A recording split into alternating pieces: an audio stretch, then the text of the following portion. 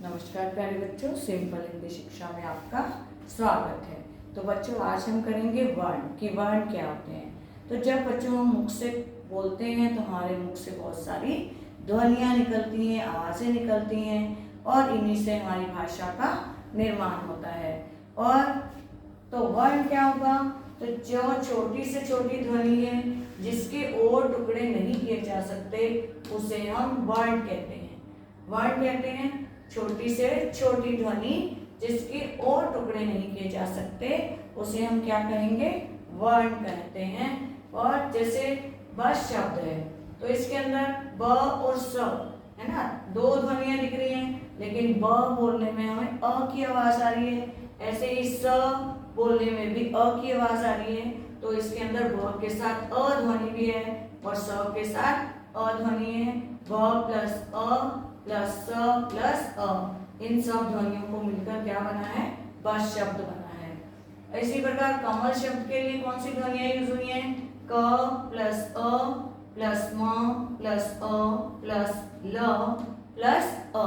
तो इन ध्वनियों से मिलकर जो है कमल शब्द बना है। और इन ध्वनियों के जो है हम चाहें कि और टुकड़े कर दें तो वो नहीं हो सकते। तो भाषा की सबसे छोटी इकाई को, भाषा की सबसे छोटी इकाई, सबसे छोटी इकाइयां हैं, है ना। तो भाषा की सबसे छोटी इकाई को हम वर्ण कहते हैं। और जब वर्णों को क्रमबद्ध रूप में लिखा जाता है यानी क्रम से लिखा जाता है तो उसको हम वर्णमाला कहते हैं। जैसे क ख ग घ ड़, है ना, च छ ज झ न, इसी प्रकार ग ज्ञानी तक होता है। तो हिंदी वर्णमाला में वर्णों की संख्या कितनी है? 44 है। हिंदी वर्णमाला में संख्या कितनी है वर्णों की?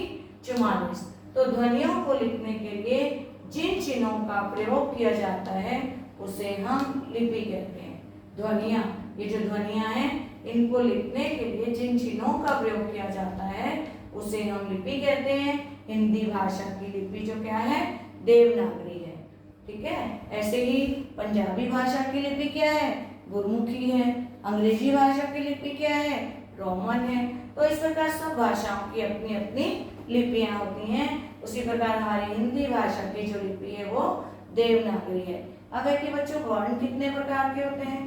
तो वर्ण जो है वो 2 प्रकार के होते हैं, स्वर और व्यंजन। स्वरों की संख्या उसमें कितनी होती है? 11 होती है और व्यंजनों की संख्या 33 होती है। तो आज हमने पढ़ा कि वर्ण क्या है और वर्णमाला क्या होती है, लिपि क्या है ना, और वर्ण के प्रकार क्या है। तो आशा करती हूँ वीडियो आपको पसंद आई होगी। और हम अगले वीडियो में पढ़ेंगे स्वर कि स्वर क्या है और कितने प्रकार के होते हैं। तो अपने फ्रेंड्स के साथ इस वीडियो को शेयर कीजिए और यदि आप मेरे चैनल पर नए हैं तो सब्सक्राइब कीजिए। धन्यवाद।